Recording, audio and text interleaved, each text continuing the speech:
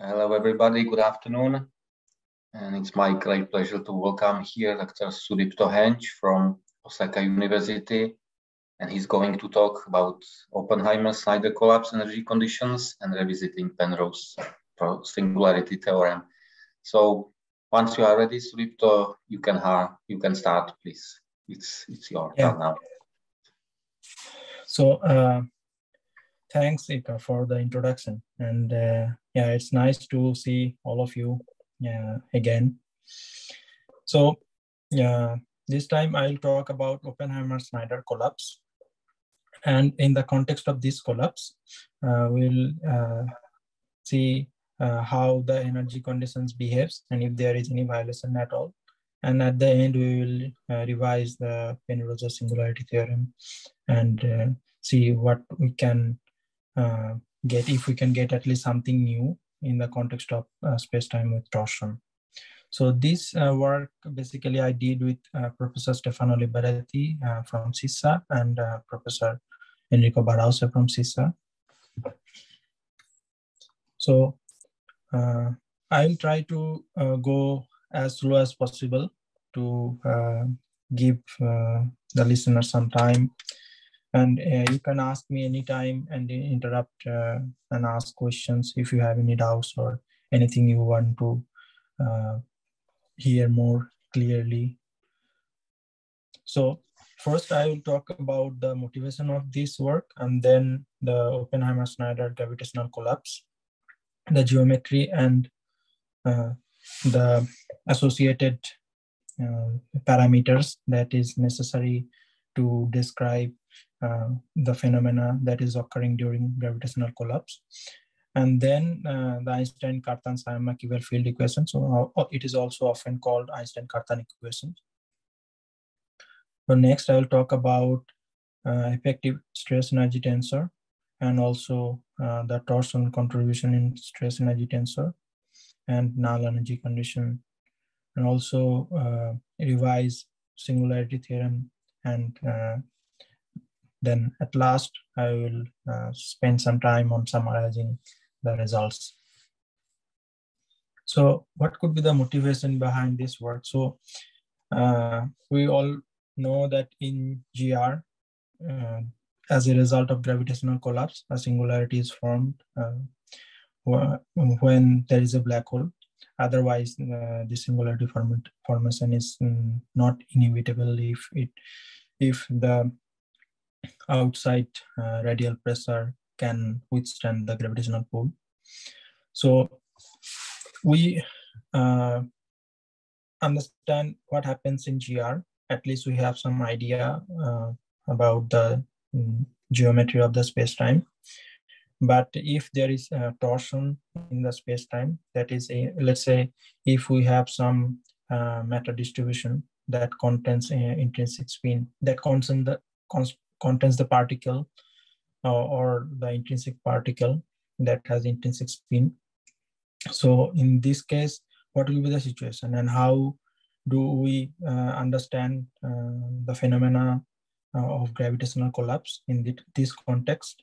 And of course, if there will be any singularity at the result of gravitational collapse at all. So we want to examine that. And also in the presence of torsion, if the singularity violation is possible, so what will be the conditions in terms of energy conditions and other criteria that has to be fulfilled. So Oppenheimer-Snyder collapse is just basically consider a homogeneous spherical shape of ball with zero pressure, basically. So there is no outward pressure that is fighting against the gravitational pull. So this is kind of a toy model. And yeah, I will summarize later why we chose this model. Yeah, it is, first of all, it is simple. And there are also other reasons to choose this model. So there's a reason to choose this Oppenheimer-Snyder collapse model. This is quite simple. And also we can understand we can find some bound on some terms or upper bound of the phenomena that we can comment on. So the line element of this geometry reads as it is written here, where A is the scale factor and tau is the proper time. So this chi coordinate is a co-moving coordinate that is co-moving with the collapsing dust, and the star surface is located at chi equal to chi 0.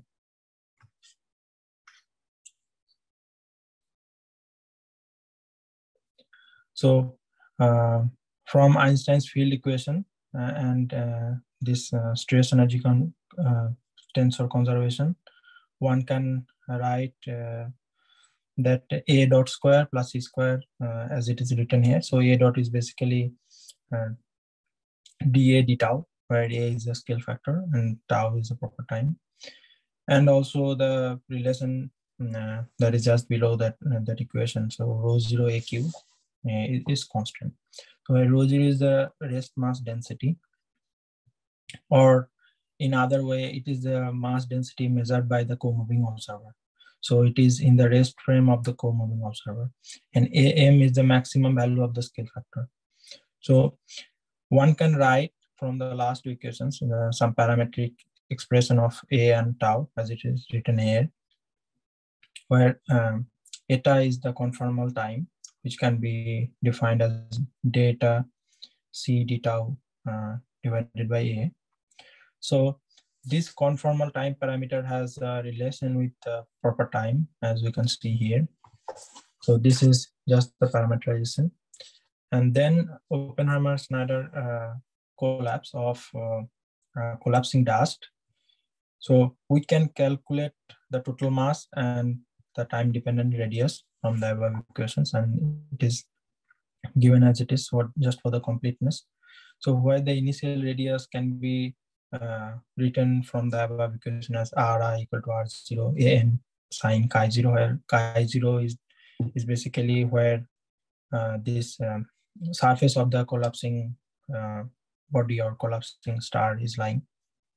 So we can write the density as a function of the conformal time as it is given here. So it is rho 0 as a function of eta.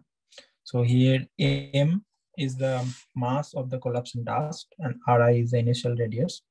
So in our consideration, we are considering a neutron star having mass of 2 solar mass and 10 kilometer of radius, which is a typical neutron star. And now, as you know that there's a relation, or we know how the density changes in collapse. So we just want to investigate if in this collapse, basically this rho of the distribution can surpass the Planck density, or when it will be equal to the Planck density at which length scale. That is the that is a crucial factor in this calculation, and we just want to check for which eta the density goes to Planck 1. So we know that the Planckian density is 10 to 96 kilogram per meter cube. And if we just do the calculations as it is shown here, then we can find that this density of the distribution in our consideration that reaches to Planck density at some eta star equal to, there is 0.999, yeah, that number 0.37, yeah, 937 pi. And then if we calculate using this conformal time, then the scale factor we found that is 10 to minus 22 meter. And we can also find the actual radius of the dust cloud, which is 10 to minus 23 m. So it is much smaller, and it is in the, it is not in some macroscopic scale, but still viable because we know that the singularity is basically sits at r equal to 0. So it is greater than 0, some finite number, but it is a bit smaller.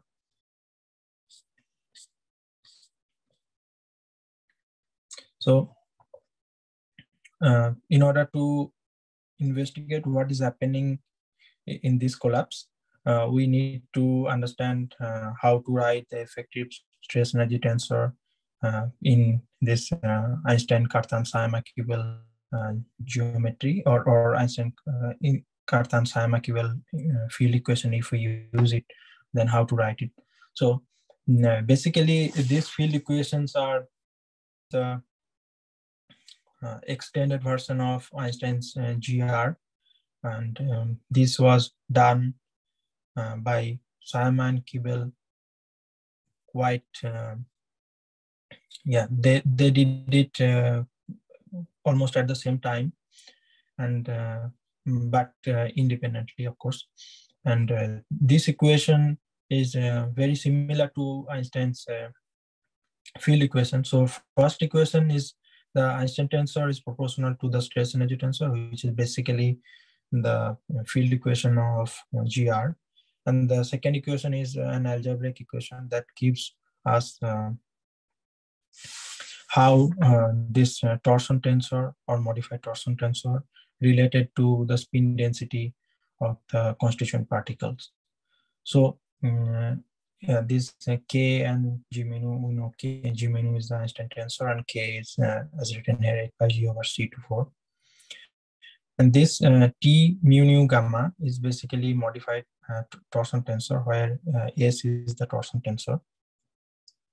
So this sigma mu nu is the modified stress energy tensor, and it can be written as T mu nu plus some covariant derivative of a bunch of terms, as you can see on the right hand side. Yeah, it's just yeah, some contribution from spin density of the constituent particles. So this nabla nabla xi is basically the covariant derivative in the presence of torsion. And if we have, I mean, if there is tilde above it, then this is the covariant derivative without torsion. So we have this relation, and then our goal is to find if we can write or recast these field equations as if we are in GR. But so on the left hand side will be the Einstein tensor in GR, and the right hand side there will be some effective stress energy tensor. So yeah, from the above equation, we can see that this stress energy tensor and spin angular momentum, they can be defined as the partial derivative of Lagrangian with respect to the metric and with respect to the contortion tensor, as it is written here, where L is the matter Lagrangian. So there, this Lagrangian, it consists of matter part, I mean contribution from the constituent matter, and also there is the spin contribution. So this torsion tensor, in terms of this spin angular momentum, it can be written as S mu psi, as it is written here. So if we now know the spin angular momentum tensor, so we can calculate the torsion tensor. So here the source of torsion is basically spin angular momentum of constituent particles.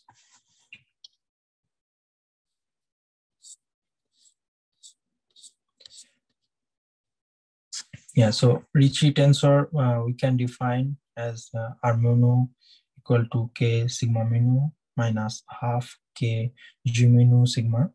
So where this sigma is just a trace of sigma mu nu.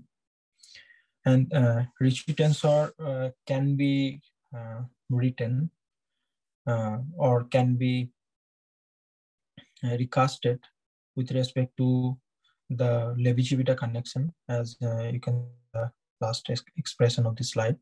So R mu nu tilde, and this is basically there is some term that is K sigma mu nu that is there.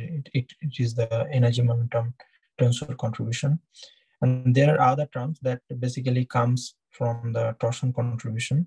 So this partial derivative of contortion tensor.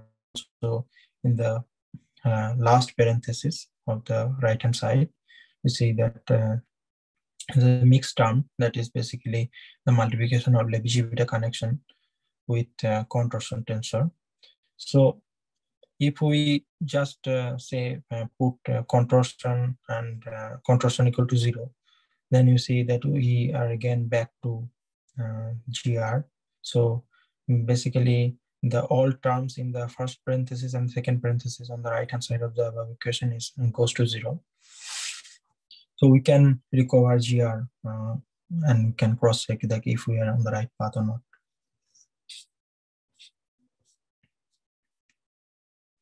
Yeah, so the Einstein tensor of Levi-Civita connection, it takes the form as it is written here. So G mu nu tilde equal to R mu nu tilde minus G mu nu and the trace of R, that is basically Ricci scalar.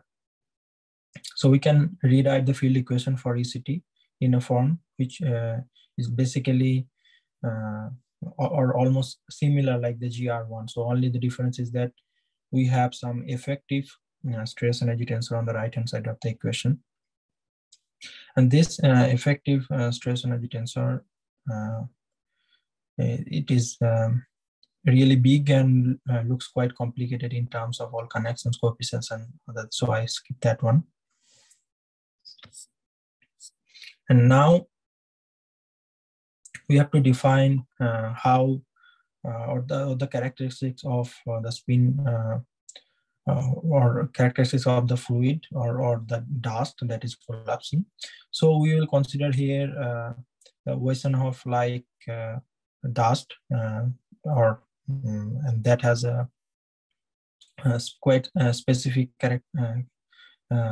character in terms of the spin angular momentum, in terms of the relation between the spin angular momentum tensor and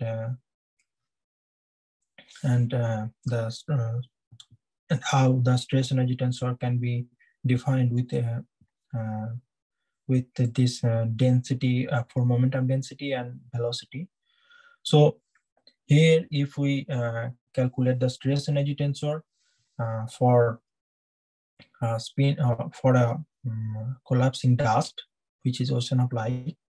So this sigma mu nu is basically P mu U nu. So where P mu is the density of for momentum and U mu is the for velocity. And the stress energy tensor contribution or the spin angular momentum tensor, if we write in terms of spin density tensor, that is S mu nu. So it can be written as this tau mu nu eta equal to S mu nu U eta. So we now know that the stress energy tensor for the dust, and also we have the idea about the stress energy tensor, or we have the spin angular momentum tensor for the dust, sorry. So now if we defined the for momentum density, P mu is equal to rho 0 U mu minus 1 over c squared S mu nu dot U nu. So here S mu nu is the tensor of a spin angular momentum density of collapsing dust. So we now consider that the fluid is at rest, which basically implies that it will only have UTT component and the UT component, and the other components will be 0. So if we consider this, and if we just use the normalizing condition, then we get this C root of minus G eta eta. So this spin angular momentum tensor, spin angular momentum density tensor is basically an antisymmetric tensor which satisfies the relation that S mu nu is basically minus S nu mu. So we now have idea about the collapsing dust or the configuration of collapsing dust. Now we want to calculate the stress energy tensor of the collapsing dust, and in order to calculate the stress energy tensor contribution coming from the collapsing dust, we need to calculate the spin angular momentum density. So here we consider that the collapsing dust has the constituent particles, and those particles, they have only non-zero spin at Z direction, and the other directions, they have zero spin. So all the spins are aligned along Z direction. And if we consider this and we do some tetrad transformation, so basically in the rest frame of those particles, they have only Z component. And if we just do the tetrad transformation, then we get that these will be the S phi chi and S phi theta. They are only the non-zero component, and other components are zero. So we now also have the idea about the spin angular momentum density tensor. So we have another additional condition, that is Frenkel condition. So S alpha beta U beta equal to 0, which basically closes the system of Matheson-Papapetrou equations. So this is a kind of constant equation which which gives another constant to solve the system of equations. So forgetting about that, if we just consider this spin angular momentum density tensor, the component that we have here, and we just want to calculate the contribution coming from the spinning matter or the spin contribution or the torsion contribution. So the effective stress energy tensor for the neutron star in our consideration that we are considering is like this. So one good thing is that we started from spherical symmetry, and even now we have the spherical symmetry. So that's like the simplest kind of problem that we can imagine. So we have this effective stress energy tensor for neutron star. As you can see that they are written here. So if you see that this perfect fluid contribution is only in sigma eta eta effective. So the first term of sigma eta eta effective is the contribution coming from the perfect, it's not fluid, but perfect dust, let's say, or the collapsing dust. And the other contributions that are coming really from the spin, where you see sigma square eta. So sigma is basically the spin density.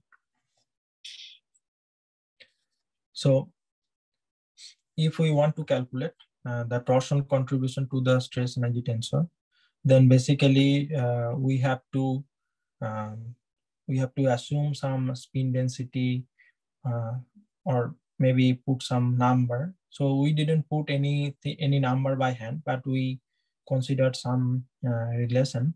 So we considered that sigma eta equal to gamma times h bar rho 0 over 2mn. So here rho 0 is the density of the collapsing dust. So we are considering that, okay, the number of neutrons that can be there in the collapsing dust is rho 0 over mn. And each neutron can have half spin. So we consider, okay, so h bar over 2. So this is the contribution from, or per volume, let's say, because we are calculating spin density. So in this case, we have this much contribution, and we are to tune this parameter, we are considering another parameter, that is gamma. Gamma is basically spin alignment parameter. So let's say if we have gamma equal to 1, that means all spins are aligned along z direction. And if we have 0.5, that means the effective spin alignment is 0.5. So half of them, no, it's not half, but yeah. So you understand so what I mean. So basically, yeah, half will be, then gamma will be 0 basically. So Mn is the mass of the neutron, and we can separate the contribution coming from pure dust and the torsion part, as it is written here. So sigma eta dust and sigma eta spin.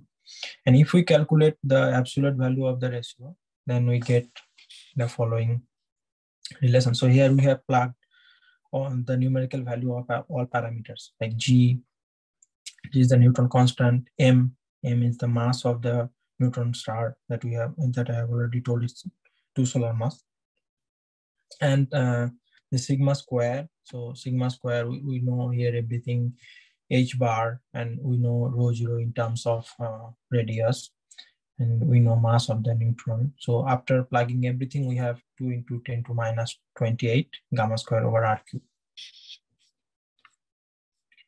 So if we calculate at which radius the torsion contribution is comparable to the GR1, so we just need, okay, sorry, I'm going back and forth. So we just need this ratio, the sigma eta spin divided by sigma eta dust, to be 1. So if we just calculate, okay, so this is 1. So for different gamma, we can have different results, but this is weakly sensitive to gamma. So as you can see here, so here for gamma equal to 0.2, we have 10 to minus 10 of the order, so 2 into 10 to minus 10. And if gamma equal to 1, so it is still on the same length scale. So gamma is not very sensitive in this calculation, so it is a weakly sensitive factor, but it helps to tune the parameters and so on.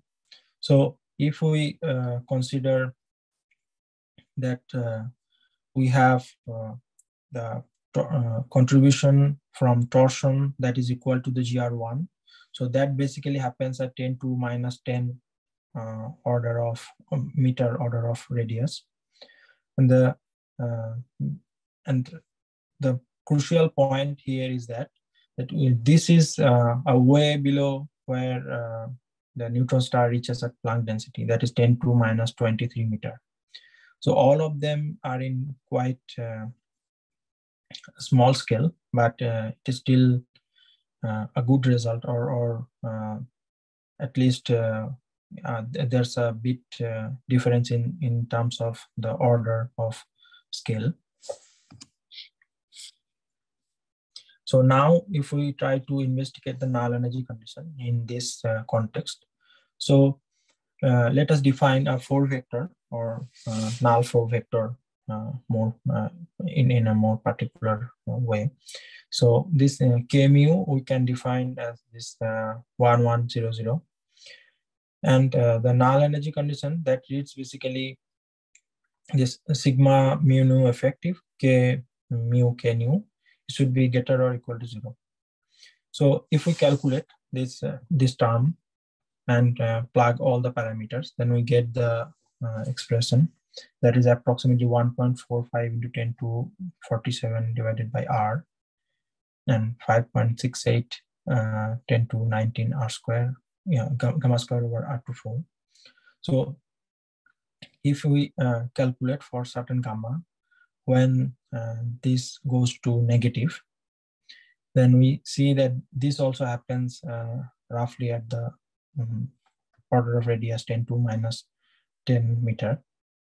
So we now have shown that the null energy condition violates at 10 to minus 10 meter, and also this torsion contribution that becomes the, or if that becomes comparable, and then it becomes dominant after we reach 10 to minus 10 meter.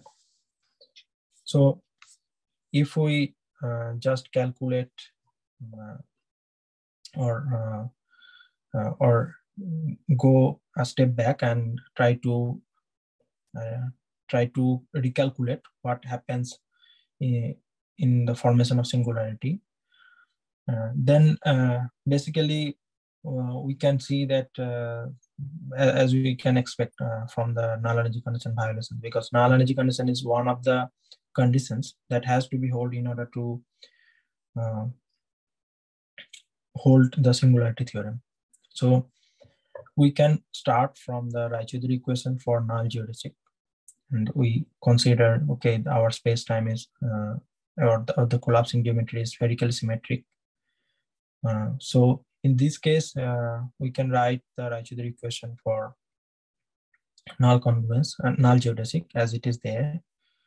So d theta d lambda equal to minus 1/2 theta square minus r tilde eta rho k eta k rho, where theta is the expansion parameter. So it basically tells us if the collapsing dust is expanding or it is collapsing at all, or shrinking in a more specific way.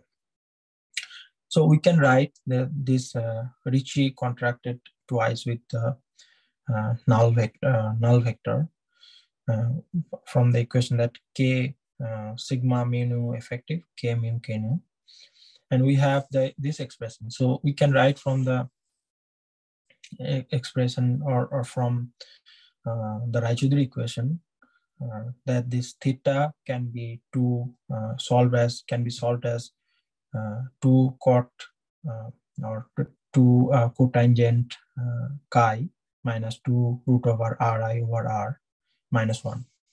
So here we can see that this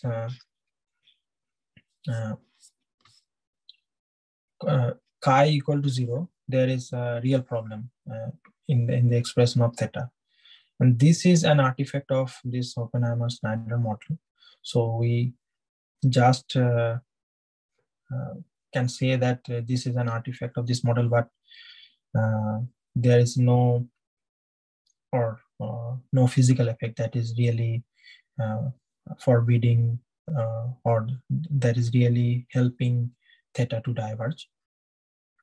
So if we put that value of theta there in the equation of Raychaudhuri equation, then we can see that it simplifies to the equation, the expression as below. And if we just try to calculate where this expansion parameter becomes negative, that means expansion parameter becomes positive. That means it is no longer shrinking, but it is really expanding. So let's say in a gravitational collapse, the collapsing matter is shrinking, and then after a certain stage, it is just bouncing back, and then it is getting expanded. So if we want to calculate, let's say at the star surface at chi equal to chi 0, just to understand what is happening, and let's consider the spins are fully aligned, that is gamma equal to 1. So the radius at which we see the bounce is that 10 to minus 10. So again, the order of the radius is the same, that 10 to minus 10 meter, because it is expected. The null energy condition is not holding at 10 to the power minus 10 radius, 10 to the minus 10 meter radius. So there is no meaning to believe that the singularity theorem will hold, because once the null energy condition violates, there must be a bounce, or in other words, we can say that the singularity formation is not inevitable. Yeah, so what we can summarize here, that the torsion that could violate the energy conditions during gravitational collapse, and if the energy conditions violate in Oppenheimer-Snyder collapse, then it will surely violate in other sophisticated model of collapse. And the torsion, it could avert the formation of singularity. So we can say that if the collapsing matter has some, or it contains some particle that has intrinsic spin, which could be the source of torsion, then the formation of singularity might be avoided. Yeah, can I take some more time? If I have, then I will also discuss the other energy conditions. We have, well, yeah, we have a couple of minutes, I guess, but it's okay. Up to you. Okay, so I'll try to go fast. Okay. Yeah, so this is the statement of weak energy conditions. So sigma mu nu effective, u mu u nu greater or equal to 0, where u mu is time like. So the weak energy condition, it takes the form like this sigma mu nu u mu u nu as is written here. So if we plug all numerical value, then also we can see that again the weak energy condition is violated at 10 to minus 10 meter.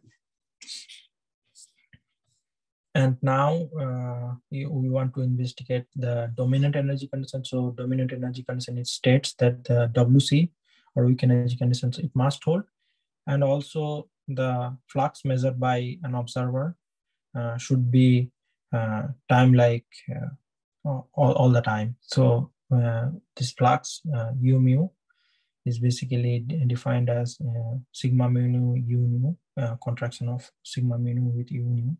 So if we calculate this this flux, and if we calculate the norm of this flux, then we see that this flux is always time-like, which means that there is no superluminal flux that is propagating with a velocity more than the velocity of light, or at least equal to the velocity of light. But as we have already seen that the weak energy condition is violated at the late stage of collapse. So this dominant energy condition is also violated. And for this strong energy conditions to hold, we require these conditions, this sigma mu nu effective minus half sigma mu nu, sigma, yeah, it should be, sigma effective g mu, where sigma effective is the stress of sigma mu nu. So if we calculate again and go step by step, then we see that this strong energy condition, it also violates at the roughly or at the order of same radius, so 10 to minus 10 meter. So going back to the summary again, so we see that all the energy conditions are violated roughly at the order of 10 to minus 10 meter of radius. And also we have seen that the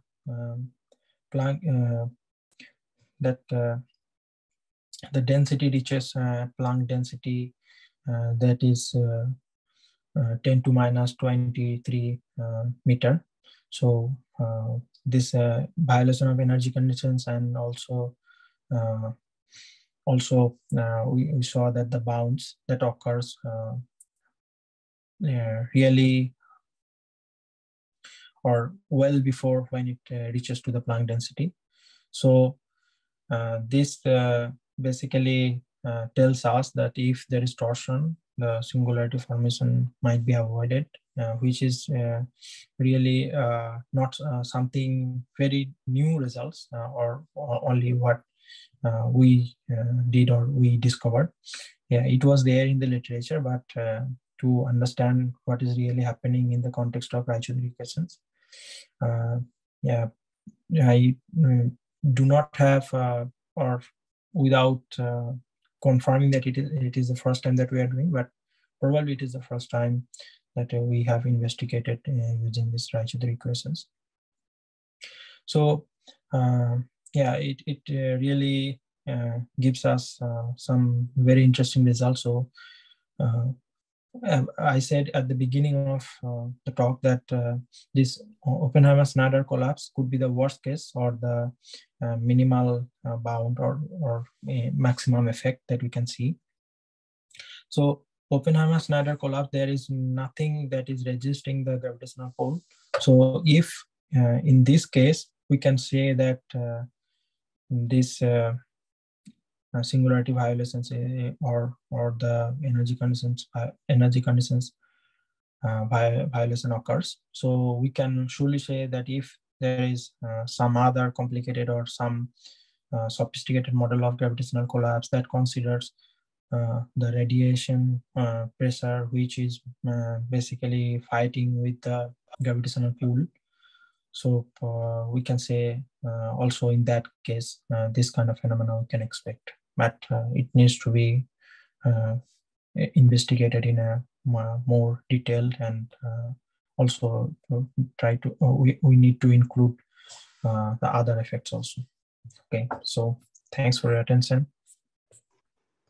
Okay, thank you very much, Sudipta. Do we have any questions?